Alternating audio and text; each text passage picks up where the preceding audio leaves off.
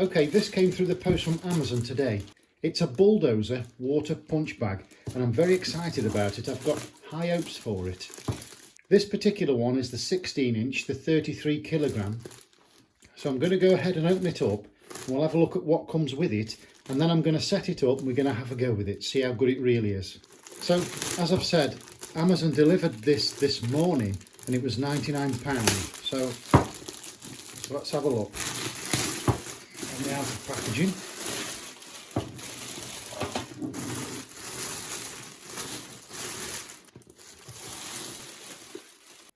So we get an adapter for the hose pipe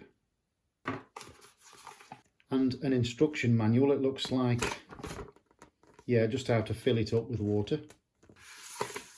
And then we've got another leaflet here. Instructions for setting up your commercial grade punch bag. Nice. What comes with it then is this D-link here to hang it, and it looks like we put the water in here, and we've got the brand name there, Bulldozer Fight Wear. The feel of the product is really, it does feel heavy duty, it really does. This rubbery plastic really does feel thick and durable. The reason I wanted one of these is twofold.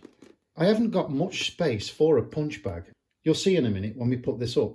But because I've got such little space, I was hoping that I could use a punch bag that doesn't swing around everywhere when you hit it too much. And apparently these water bags absorb the shock that little bit better. And secondly, it's going to be used outside. I haven't got any room indoors. And I was hoping that if I had one of these, it could be out in all sorts of weather. I wouldn't say as I'd leave it out there, but if I take it out there and use it and forget to bring it in and it rains one day, it's not going to affect this, hopefully. So we'll see. Okay, so I've got a chain from my other punch bag. Let's go set it up. So this is what I was saying about having a small area to work in. It's rather a crude setup, but it works. So I will of course hang it first and then fill with water. Even though I've removed the pin, this D-link is well inside the rubber here. You really have to pull that out, that's it. Great. It takes quite a bit of pushing back on as well. It would be probably best not to undo this and remove this. Best to find another D-link, which I haven't done. Okay, there it is. So let's get some water in it. Just bear in mind that to fit this to your hose pipe, you'll have to have an inline adapter, like that. So we'll remove the filling plug and put in some water. There it is. Okay, we can now fit this in here and start filling it up. I found that I had to really push this in there to start getting water through, otherwise it was all dribbling out of here. So really give that a push in. Now it's filling up. You can hear it filling. Getting heavy. Not far off now.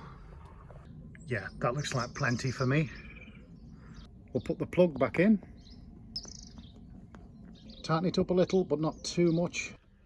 Okay, so this is what the 16 inch, 33 kilogram one looks like. Okay, it's quite big. It's looks all right to me. Now, I will admit that I'm not a boxer, but I do have a kickboxing background, so punching is not exactly alien to me. So let's have a go.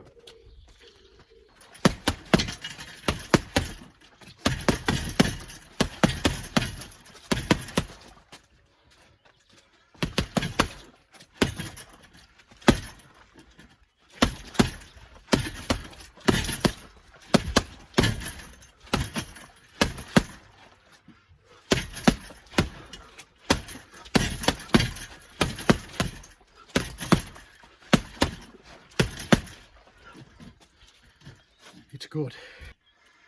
You'll notice that even though I was hitting it hard, it was doing well in this tight space. It wasn't swinging right out and into the wall and into the fence. It was absorbing a lot of the shock. If I hook it as hard as I can, let's see what happens. Okay, it did go out a bit, but it didn't hit the fence.